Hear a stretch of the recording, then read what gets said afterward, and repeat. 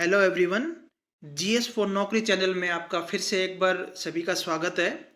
जो पिछले कुछ क्लासेस पॉलिटी की चल रही थी उनमें हमने फंडामेंटल राइट्स के बारे में डिस्कस किया था और आज उसी सीरीज में हम directive principles of state policy के बारे में पढ़ेंगे। यह टॉपिक भी काफ़ी इम्पोर्टेंट है एग्ज़ाम पॉइंट ऑफ व्यू से। आपको सीजीएल, एमटीएस, सीएचएसएल हर एग्ज़ाम में आपको यहाँ से एक दो क्वेश्चन देखने को मिलते हैं। तो सबसे पहले हमें इसके मीनिंग के बारे में पता होना चाहिए कि directive principles of state policy होता क्या है। जैसा कि हमें नाम से ही पता लग रहा है कि जो प्रिंसिपल्स स्टेट को पॉलिसी बनाने के लिए गाइड करे उन्हें directive principles of state policy बोलते हैं। राज्य नीति के निर्देशक सिद्धांत। और दूसरी तरह से हम कह सकते हैं कि स्टेट को जब पॉलिसी बनानी होती है तो वो इन प्रिंसिपल्स का ध्यान रखते हैं, उन्हें ही हम directive principles of state policy बोलते हैं। तो सबसे पहले हम कुछ बेसिक फीचर्स डीपीएसपी की वो डिस्कस कर लेते हैं। कुछ फैक्ट्स हैं, इंपॉर्टेंट फैक्ट्स डीपीएसपी के बारे में जहाँ से क्वेश्चन पूछे जाते हैं, वो डिस्कस कर लेते हैं। तो सबसे पहला जो इम्पोर्टेंट फैक्ट है वो है कि ये पार्ट 4 ऑफ द कॉन्स्टिट्यूशन में इंक्लूड किए गए हैं। तो कई बार यहाँ से डायरेक्ट क्वेश्चन पूछ लिया जाता है कि डीपीएसपी कॉन्स्टिट्यूशन के किस पार्ट में इंक्लूड किए गए हैं, तो वो है पार्ट 4 ऑफ द कॉन्स्टिट्यूशन। और आर्टिकल 36 से 51, अनुच्छेद 36 से 51 तक डीपीएसपी कवर किए गए हैं हमारे पार्ट 4 ऑफ द कॉन्स्टिट्यूशन में।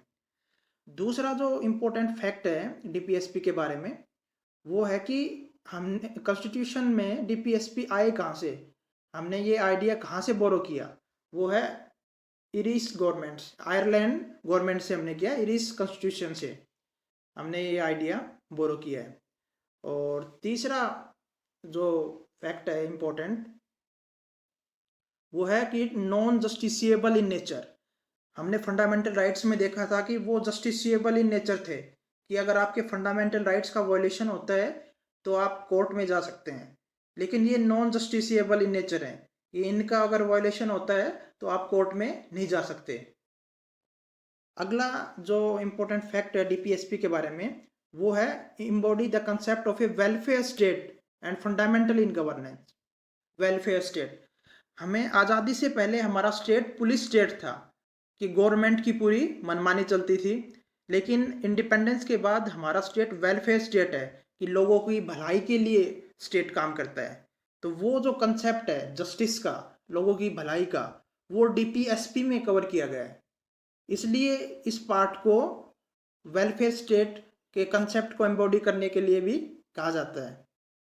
अगला जो इम्पोर्टेंट फैक्ट है डीपीएसपी के बारे में वो है seek to establish economic and social democracy in the country.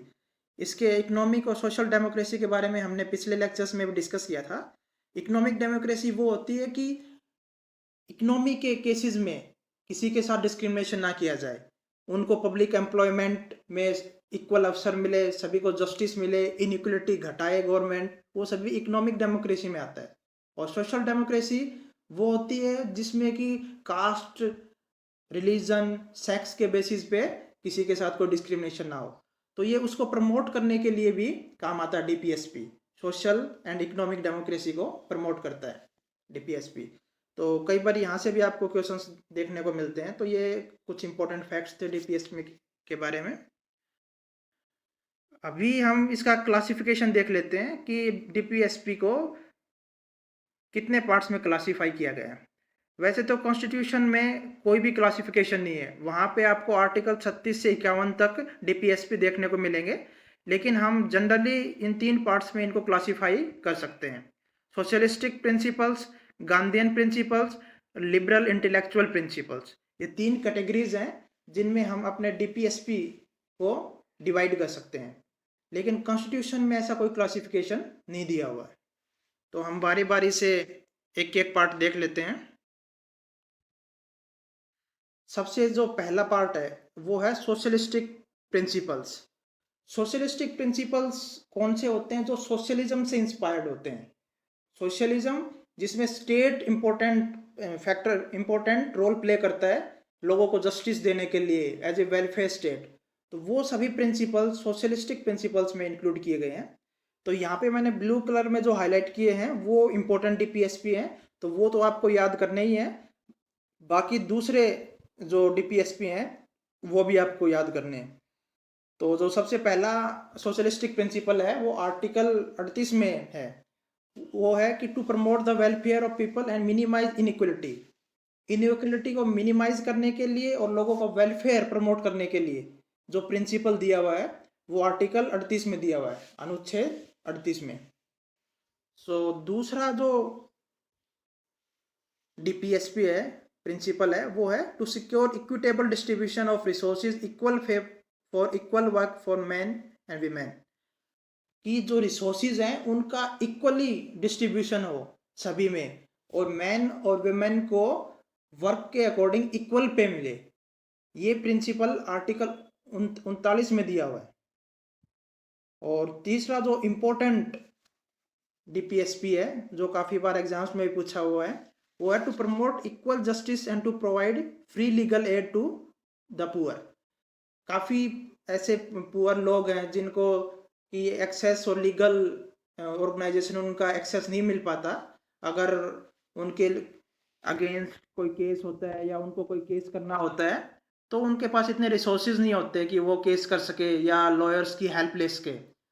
तो ये डीपीएसपी बोलता है कि सरकार को ये प्रमोट करना चाहिए कि जो पुअर लोग हैं उनको लीगल एड की फ्री में हेल्प मिल सके।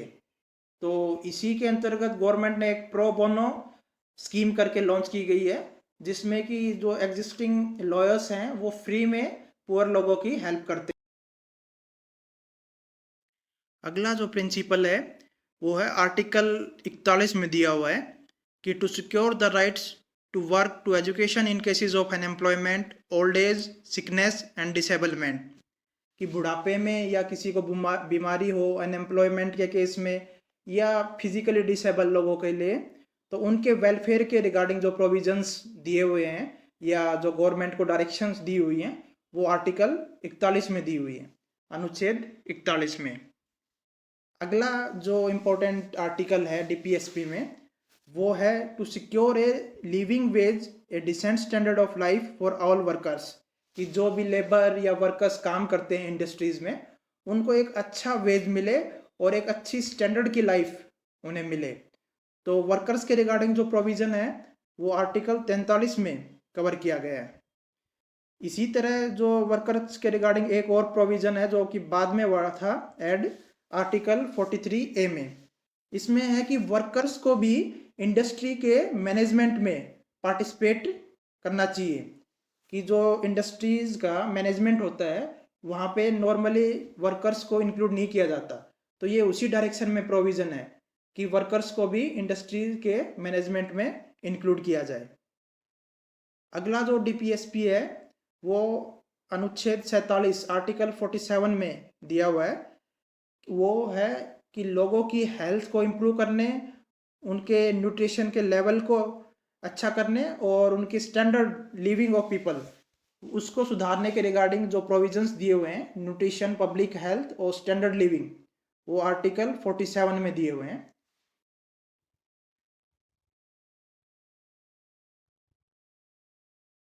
अभी हमने सोशलिस्टिक प्रिंसिपल्स पढ़े थे। अगला जो क्लासिफिकेशन है वो है गांधीयन प्रिंसिपल्स। गांधीयन प्रिंसिपल्स कौन से हैं? जो कि गांधी जी के आइडियोलॉजी से इंस्पायर्ड हैं। जैसे कि कोई भी डिस्क्रिमिनेशन ना हो लोगों के साथ, नॉन वायलेंस। तो जो गांधी जी की आइडियोलॉजी से इंस्पायर्ड हैं वो ही गांधीयन प्रिंसिपल्स हैं। और उनको डीपीएसपी में कहाँ कहाँ और किस आर्टिकल में कवर किया गया है वो अभी हम देख लेते हैं। जो पहला आर्टिकल है वो आर्टिकल 40 जिसमें गांधीयन आइडियोलॉजी दिखती है वो है to organise village panchayat and endow them with necessary powers. अगर आपको पता होगा कि गांधी जी की यही आइडियोलॉजी थी कि विलेज पंचायत को एम्पावर किया जाए, तो उसी डायरेक्शन में ये अनुच्छेद 40 में दिया हुआ है कि विलेज पंचायत को एम्पावर किया जाए और उनको जो रिक्वायर्ड पावर्स हैं वो दी जाए ताकि वो अच्छे से मैनेज कर सकें। इसी तरह जो अगला प्रिंसिपल था गांधी जी से इंस्पायर्ड वो है आर्टिकल 43 में 43 में दिया हुआ है to promote cottage industries in rural areas. जो छोटी इंडस्ट्रीज़ हैं एमएसएमई, उनको रूरल एरियाज़ में प्रमोट करने के जो प्रोविज़न है वो आर्टिकल 43 में दिया हुआ है। यहाँ पे आप देख रहे होगे कि कुछ जो आर्टिकल्स हैं वो रिपीट हो रहे हैं सोशलिस्टिक प्रिंसिपल्स में भी और गांधीयन प्रिंसिपल्स में भी। तो यहाँ पे उन प्रिंसिपल्स को तोड़ के इंक्लूड किया गया है। जो प्रिंसिपल सोशलिस्टिक प्रिंसिपल से रिलेटेड है उनको सोशलिस्टिक प्रिंसिपल में इंक्लूड कर लिया, और उसका जो दूसरा पार्ट अगर गांधीयन प्रिंसिपल से रिलेटेड है तो उसको गांधीयन प्रिंसिपल्स में इंक्लूड किया गया है। इसलिए आपको तीनों में ओवरलैपिंग देखने को मिल सकती है। अगला जो इम्पोर्टेंट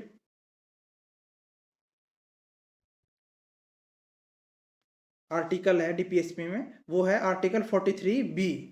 ये है to promote voluntary formation and functioning of cooperative societies. तो ये कोऑपरेटिव सोसाइटीज से रिलेटेड है। इसको बाद में कॉन्स्टिट्यूशन को अमेंड करके ऐड किया गया था कि कोऑपरेटिव सोसाइटीज को प्रमोट करने के रिगार्डिंग जो प्रोविजन है वो आर्टिकल 43B में इंक्लूड किया गया है। अगला जो इम्पोर्टेंट आर्टिकल है इसी गांधीयन प्रिंसिपल में वो है जो SC ST और जो वीकर सेक्शंस है उनके एजुकेशन और इकोनॉमिक इंटरेस्ट को प्रमोट करना। कि जो वीकर सेक्शंस ऑफ सोसाइटी हमारे जैसे SC ST women disable people, तो उनको अच्छी एजुकेशन दी जाए और उनको एम्प्लॉयमेंट और उनके इकोनॉमिक इंटरेस्ट को प्रमोट किया जाए। वो प्रोविजंस आर्टिकल 46 में इंक्लूड किए गए हैं। और जो अगला आर्टिकल है गांधीयन प्रिंसिपल में आर्टिकल 47 में वो है कि जो ड्रग्स और ये ड्रिंक्स लाइक अल्कोहल इनके कंजम्पशन को रोकना जो कि हमारी हेल्थ को नेगेटिवली इम्पैक्ट करती हैं। तो वो प्रोविजंस हमारे आर्टिकल 47 में इंक्लूड किए गए हैं। इसी तरह आर्टिकल 48 में गांधीयन प्रिंसिपल जो इंक्लूड है वो है to prohibit the slaughter of cows and other milk animals. जो दुधारू पशु है जैसे गाय, बछड़े हो गए, भैंस, तो उनका स्लॉटर, उनको काटने से रोका जाए। ये जो प्रिंसिपल है वो आर्टिकल 48 में इंक्लूड किया गया है। अभी तक हमने दो प्रिंसिपल्स देख चुके हैं, दो classification, socialistic principles, Gandhian principle. ये तीसरा क्लासिफिकेशन है वो है liberal intellectual principle. Liberal in the sense जो वेस्टर्न कंट्रीज से जो इन्फ्लुएंस्ड हो, लाइक लिबर्टी कि लोगों को ज़्यादा फ्रीडम दी जाए, जैसे कि ट्रेड करना है, व्यापार करना है तो लोगों को ज़्यादा लिबर्टी दी जाए। तो उसके रिगार्डिंग जो लिबरल प्रिंसिपल्स पे बेस्ड है वो है लिबरल इंटेलेक्चुअल्स DPSPs। तो वो हम कुछ इंपॉर्टेंट प्रोविजंस देख लेते हैं इस पार्ट के अंदर। सबसे पहला जो है वो है to secure for all citizens a uniform civil code throughout the country. अभी तक क्या है कि सभी रिलीजन्स के इनहेरिटेंस के रिगार्डिंग, डाइवोर्स के रिगार्डिंग अलग अलग कोड्स हैं। तो ये प्रोविज़न प्रमोट करता है कि सभी धर्मों के, चाहे हिंदू, मुस्लिम, क्रिश्चियन, बुद्धिज़्म, उनका एक ही सिविल कोड हो। जो सिविल मैटर्स हैं इन रिलीजन्स के उनके सभी के इक्वल प्रोविजंस हों, सभी एक ही कोड फॉलो करें। अगला जो आर्टिकल है आर्टिकल 45 वो है कि स्टूडेंट्स को, बच्चों को अर्ली चाइल्डहुड केयर प्रोवाइड करना और उनको एजुकेशन प्रोवाइड करना। वो आर्टिकल 45 में दिया हुआ है। आर्टिकल 48 में एग्रीकल्चर और एनिमल हस्बेंड्री को टेक्निकल और मॉडर्न साइंटिफिक लाइंस पे प्रमोट करना।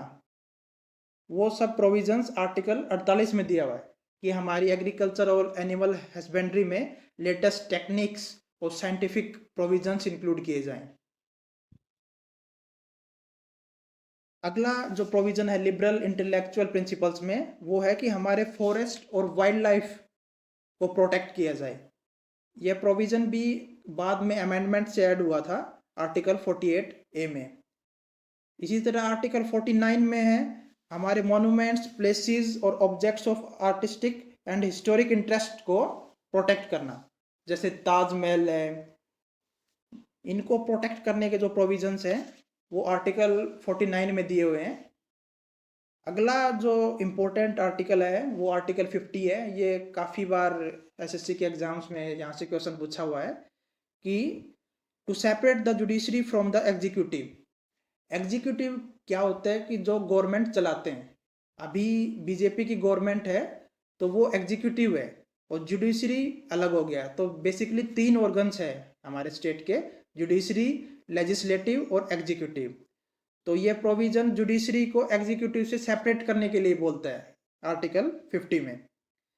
और जो आर्टिकल 51 है वो बोलता है कि हमारे दूसरे कंट्रीज के साथ एक पीसफुल और अच्छे रिलेशंस हों और हम इंटरनेशनल लेवल पे पीस प्रमोट करें।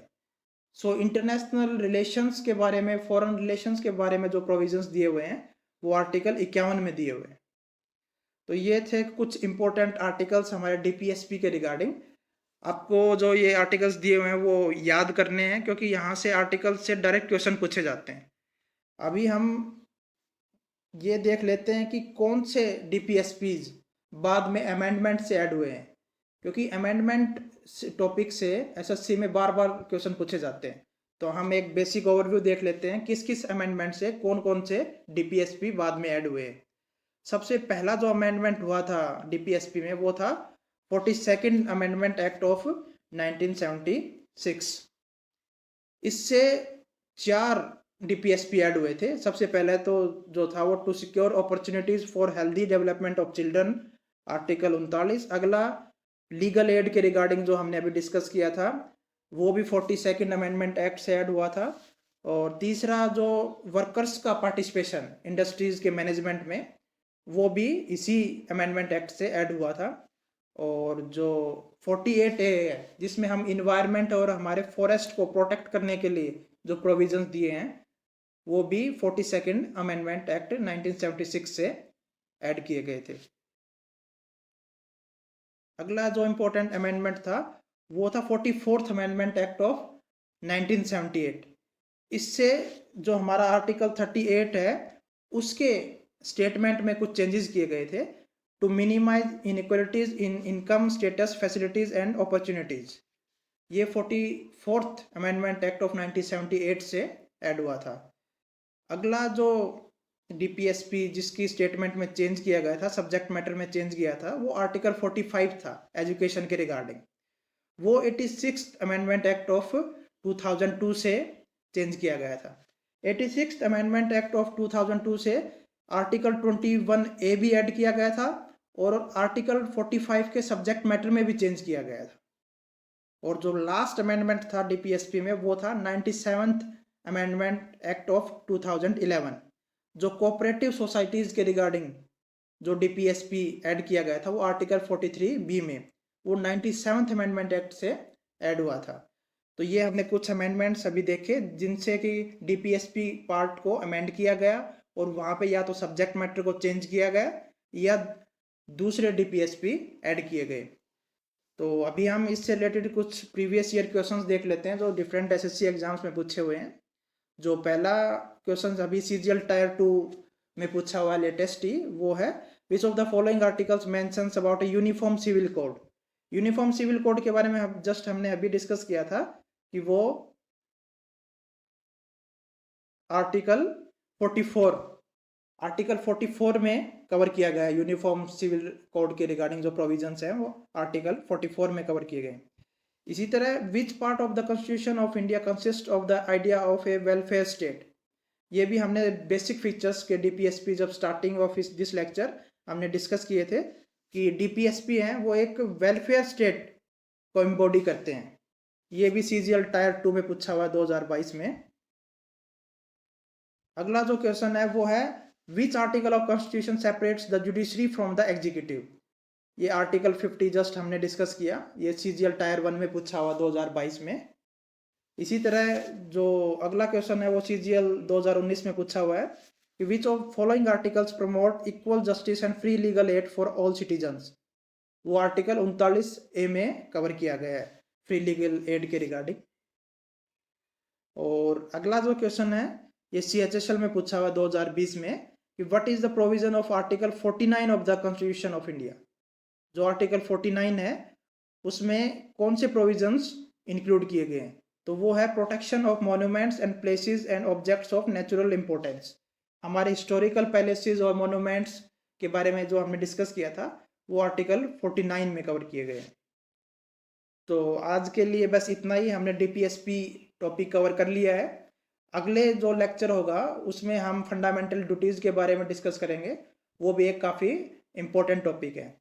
सो अभी के लिए इतना ही, थैंक यू।